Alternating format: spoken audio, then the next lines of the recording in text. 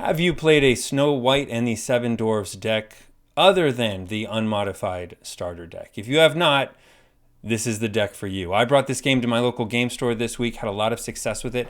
I call it Cinderella and the Seven Dwarves, and you'll see why. I think that Cinderella is a really good pairing with Snow White and the Seven Dwarves to make for an actual deck that has some strength and some bite, while utilizing the ramp of cost reduction of Snow White and the Seven Dwarves. Welcome to Explore Lorcana, where we are exploring the fantastic game of Lorcana together, including some fun off-meta decks that are going to be readily available to you, or that you can build with a very minimal budget. I have laid out the 1 and 2 ink cost cards right here. If you look at the actual distribution, it's very heavy on the 2 side. As you can see, as we go through, you're not going to see a whole lot of more expensive than that. But really, there's only one expensive card in here. The total deck, I'll link this to Dreamborn, but the total deck costs $82 right now. That's really because of a single one-off Rapunzel gifted with healing, which doesn't even have to be in this deck. I happen to have one. I pulled one and figured it'd be a good inclusion. In fact, I even went down the route of what about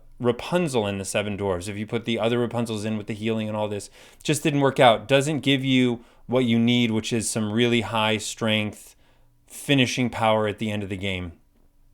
So I threw that one single Rapunzel gifted with healing because I had it, and it did actually end up providing me some needed draw during the multiplayer game that I ended up winning that was very hard fought, but it's not necessary to the deck. You can remove it, replace with another Cinderella. Speaking of which, that's literally the other highest cost card, and it's about $4.55. So if you've been pulling Cinderella Stouthearted, or if you're willing to drop a couple bucks, this is a very affordable deck. Again, there's Let the Storm Rage On, which is about, I think, $2.50 maybe. So if it's even that, the songs are the other most expensive. Yeah, Strength of a Raging Fire, $2.20. Grab Your Sword, $3. I only have 2 of each of those. Again, it's just because it's what I had in my collection. And you probably have at least 1 or 2 of those too. And if you don't, you can literally buy this deck for 20 bucks. So let's go through and tell you why I made some of the decisions. We have 4 Cinderella Ballroom Sensation. This is the only 1-drop in the deck. You don't always get it on turn 1, unfortunately.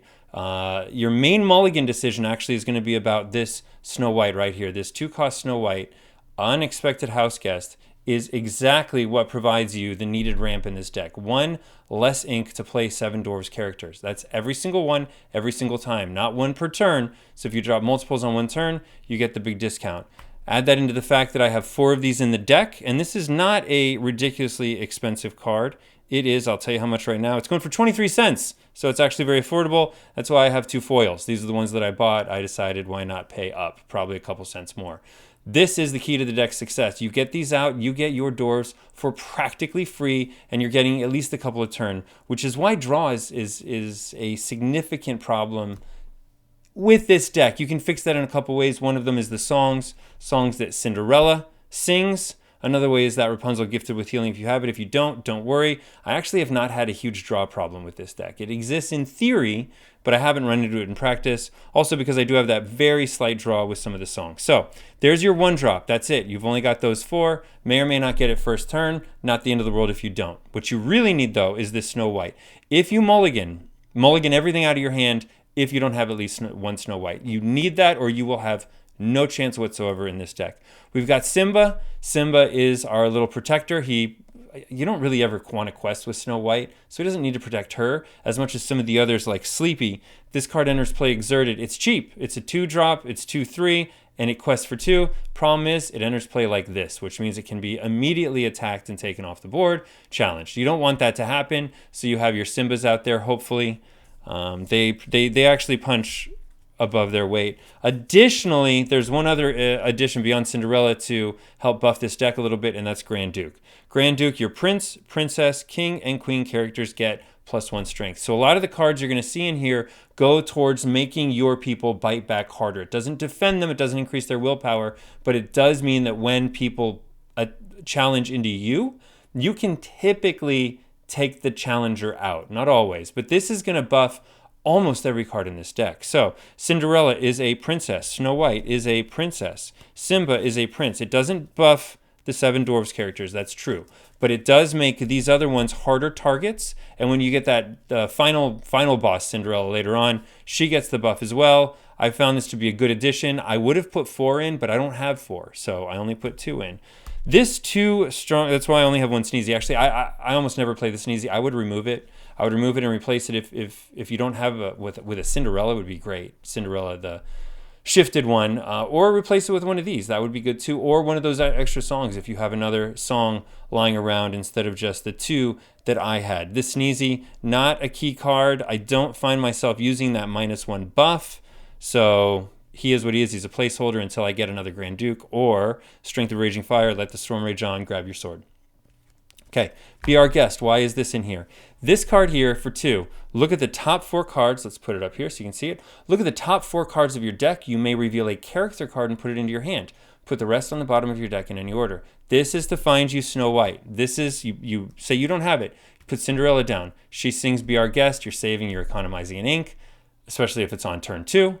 You drop another ink. Now you have 2 ink there. You get to play Be Our Guest for free. You flip through those 4 cards. If you haven't pulled it off of your first hand or your mulligan, hopefully it's in those first 4 cards. If it's not, you're in trouble, but that's why we have 4 of these. Additionally, this is useful later in the game when you want some of the higher cost cards if you keep pulling your 2 drops. And just go ahead and Be Our Guest. See if you can't pull that Cinderella Stouthearted or one of the more expensive dwarves like Grumpy. Grumpy pulls a lot of weight in this deck as well. So there's your 1s and your 2s, and if you add those together, you're looking at, I think, 25 cards. So almost half of the deck. What is that? A third? Over a third. Between a third and a half of this deck is 1 and 2 drops, which means you have plenty of inkable resources and plenty of options early on in the game. Now let's look into the slightly higher costs. We have, starting to look at our songs, which remember, Cinderella has Singer 3, so she can sing that, Strength of a Raging Fire. What does this one do? Come into focus. Strength of a Raging Fire. Deal damage to chosen character equal to the number of characters you have in play. That's going to be pretty good if you have a whole bunch of dwarves in play. So Cinderella can sing a song and do 3 damage. 3 damage to people, to chosen character 3, or maybe even more depending on what you have. Let the Storm Rage on. This is another key one. Deal 2 damage to chosen character and draw a card. So this is your Fire the Cannons or whatever that new ink one is. But it gives you that draw support that you don't have. Plus, it's a song, which means Cinderella can sing it for free. 1 drop, singing a 3 song, drawing you a card, and eliminating a character like Evasive, because you don't have any Evasive in here. So that's going to be your only way to get through Evasive. Now, let's get to our characters. There's our songs, our 3-drop songs. Here we have 4 docks. Whenever this character quests, you pay 1 ink less for the next character you play this turn. That ramps with, or that goes along with Snow White, which means if you play a Seven Dwarves character, you're going to be playing 1, 2, 3, 4, even 5 less for that card. I ended up getting out, you don't need a lot of ink for this deck. I don't think I inked, most of the game I literally had 2 or 3 ink there. At the very end I had 4 ink down, and I still ended up playing a 4 and a 3 because of the way that I was reducing the cost down. So he's very useful for that. One, you want to quest with him anyways. He's a great target for Simba to protect. You get your 2 lore, it's a 3-drop, and you pay 1 less ink for your next character. Really good card. The other 3 cost is Dopey. When this character is banished, your other 7 Dwarves characters get +2 strength until the start of your next turn. Not great. Don't really need it. Almost never use it. Doc's a better 3-drop. You've got better songs, but he's there. He's a 7 Dwarf. You can ramp him out. You can get him out sometimes for 1 cost, sometimes for free. Couple him with Strength of a Raging Fire, all these other things you have. He's a 7 Dwarf. He gets all those buffs. He does quests. He costs. You're never going to pay 3 for this. So let's clear those off. Now we're into the 4 and up. Remember, this is a multiplayer deck, and so I have 4. You have forgotten me. Each opponent chooses and discards 2 cards. It's not a song. Cinderella can't sing it, but it is 4 cost. And it's a great way to hit 3 of your opponents, get cards out of their hand. I found it very useful. If this were not a multiplayer deck, probably wouldn't have it in there, but it is, and I do. There's my 1-off Rapunzel gifted with healing, not necessary to the deck, although I did use it and I did draw off of it. It does provide some draw support. If you have a Rapunzel gifted with healing hanging around, this is a good deck to throw it into. I don't know about multiples. I don't know how useful that would be because we don't really have a lot of cards that damage ourselves. Our characters are pretty weak, so you don't necessarily want 3 damage sitting on someone. That usually means they've been banished, but it's there and it works. Here we have Bashful. I had to reduce the number of some of my dwarves. In fact, I may swap Sneezy out for a 4th Bashful. Bashful, 3 lore for 4 ink. These dwarves are actually pretty powerful when you think about the resources. This character can't quest unless you have another 7 dwarves character in play. You are almost guaranteed to. Guaranteed. And the reason why these things I think are good is because if you get 2 Snow Whites out, you're paying 2 for this. Well, where else do you pay 2 and get 3 lore? With 5 willpower that doesn't enter play exerted. It's powerful. We haven't figured out how to make it work in the meta yet, but this has been a very fun to play multiplayer deck. Here's our last 4-drop. Grumpy. This is actually one of the power cards in here. Your other 7 dwarves characters gain +1 strength. Again, this is all about, couple this with the Grand Duke, this is about making it so that when people decide to bite into you, you get to bite back. Doesn't always work, but it does work sometimes. He doesn't buff himself, he buffs the others, but you drop 2 of them down, he gets the buff.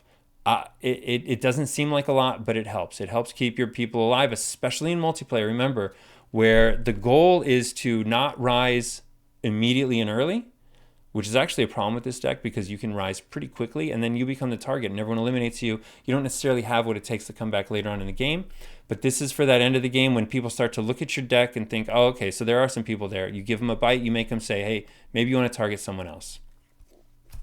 There's your 4 drops. Now move on to the 5, 6, and 7, and that will be the end of our deck. Grab your sword. Grab your sword, classic steel song. Cost 5, uninkable. Can't sing it with Cinderella. Can't sing it actually with most of my characters. You're probably hard casting this. Deal 2 damage to each opposing character. Useful if, again, this is part of the only way that you get to deal with evasive. But it is useful and it's multiplayer, so you want to hit, I mean, you're talking about a lot of damage at that point. The other 5-drop is Happy. Happy is 5 cost, 2 lore, 5 willpower, and he has support. So when he quests, you get to give his 3 strength to someone else. Don't really use it a lot. Actually, I don't think I've ever used it, but there will be times when it comes in handy, and you're never paying 5. Never. You are never paying 5 for Happy. You can typically pay 3 and get this card out, even on turn 3 because of turn 4 because of Snow Whites. Speaking of Snow White, I have 1 Snow White Well-Wisher. She's shift 4. Don't love it. Don't really need it. Think if I had more Grand Dukes or Cinderellas, those would have taken her place, particularly Cinderella. Whenever this character quests, you may return a card from your discard to your hand. So I put her in 1 because I have her. 2, I have the shift target. Not that you want to shift over that Snow White. But 3, you can potentially return a Cinderella to your deck. Because that's it. That's your closer. So if they take your closer out, you don't have it, put her down, quest for 2, get that Cinderella back. Will it work? This is multiplayer we're talking about. You don't have to be the most efficient. This is where your politics comes into play. Look, I've got nothing. Why are you going to waste an attack on me? You need to look around. Look at the other targets. Your other 2 more 6 drops here. Christopher Robin. Whenever you ready this character, if you have 2 or more characters in play, gain 2 lore. Well, you are almost assured of having 2 or more characters in play. So you're always going to get that double dip off of him if he survives. We don't have any, I think, Shield of Virtue or whatever it is to ready him. We don't have those characters or cards. But it is what it is. It's 6, and if you get him early on, then he's an inkable card. Lastly, Cinderella and the 7 Dwarves. Comes down to this Cinderella right here. Shift 5. Resist. This is a great card. I know it was more popular in the first chapter than in the Floodborn meta, but I still think it's great, and it's really good in this deck. Resist 2, quest for 3, 5/5. Whenever you play a song, this character may challenge ready characters this turn, and this is a song deck. So, by the time you get here, you may or may not need to shift. You certainly can for 5. Play a song. We've got Be Our Guest for 2. Say you need that at the end of the game. Someone's sitting there with a ready character. They're going to win on their turn. And she quests for 3, and she's powerful, and she has resist 2. So this is the deck that I played. This is my Cinderella and the 7 Dwarves deck. I would highly recommend you take a play, throw it together, bring it to locals, especially now that we're in between the League events and Inklands. Let me know what you think. Let me know how you modify it. I already told you there's a good 4 cards that I would modify if I could, if I had some extras readily on hand. Would love to hear how you would modify it if you've played it, if you've played any Snow White and the 7 Dwarves deck, What has your experience been? Is there a Rapunzel version that makes sense? Is there a meta version that makes sense? Will there be a meta version that makes sense? Christopher Robin, I'd probably also take him out too. I just happen to have him. I don't have any more than those 2 Cinderellas. You keep hearing me say it. If I had 2 Cinderella, I definitely would run 4 Cinderellas in this deck. That's how powerful I think she is. And she's the complement to the Snow White line. But that's the way I had it. And this is what happens. This is how you build a budget, fun, theme deck to take to locals that actually has a pretty good chance of winning and comes out of left field to most people. They don't think that there's any way that Snow White has a chance. So have fun. Comment. Let me know how you're playing this, if you've played it, how you think that you'd improve it. What about some other ways to make Snow White work that aren't steel, for example? Thanks.